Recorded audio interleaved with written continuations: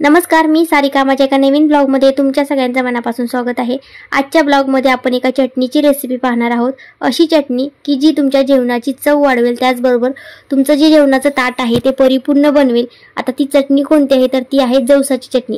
तर याची संपूर्ण रेसिपी, काही महत्त्वाच्या टिप्स आहेत ते मी शेअर करणार आहे, तर व्हिडिओ स्किप न करता शेवटपर्यंत बघा. तर हे जवस आहेत, 1 वाटी जवस मी स्वच्छ निवडून घेतलेले आहेत आणि आता हे आपल्याला व्यवस्थित छान असे भाजून घ्यायचे आहेत. आता भाजण्यासाठी कढई आपल्याला अगोदर तापत ठेवायची आहे.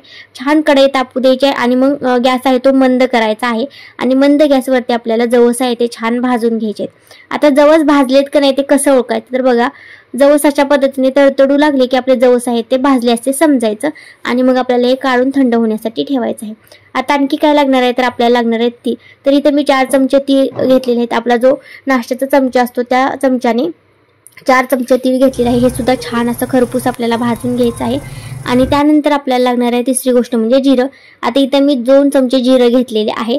1 वाटी जवस असेल तर 4 चमचे तीळ आणि 2 चमचे जिरं, अशा पद्धतीने जिरं सुद्धा छान भाजून घेतलेले आहेत एका प्लेटमध्ये सगळं काढून.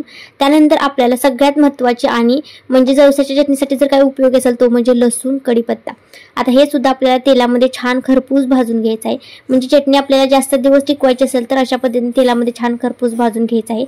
आणि हे सगळे जिन्नस एकत्र करून त्यामध्ये आपल्याला चवीप्रमाणे तुम्ही तर लाल मिरची पावडर टाकू शकता किंवा तुमचा जो साठवणीचा काळा मसाला आहे तो सुद्धा टाकू शकता आणि चवीपुरतं मीठ. आता हे सगळे एकत्र मिक्स करून हे छान मिक्सरला बारीक करून घ्यायचं आहे.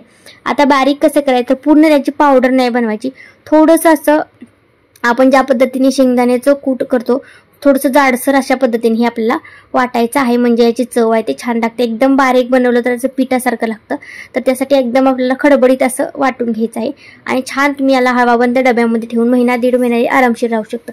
तर अशा पद्धतीने जवसाच्या चटणीची रेसिपी होती.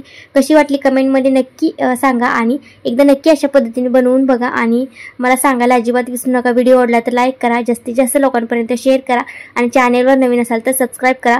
भेटू पुढच्या एका ब्लॉगमध्ये एका नवीन माहितीसोबत, एका नवीन रेसिपीसोबत. तोपर्यंत धन्यवाद.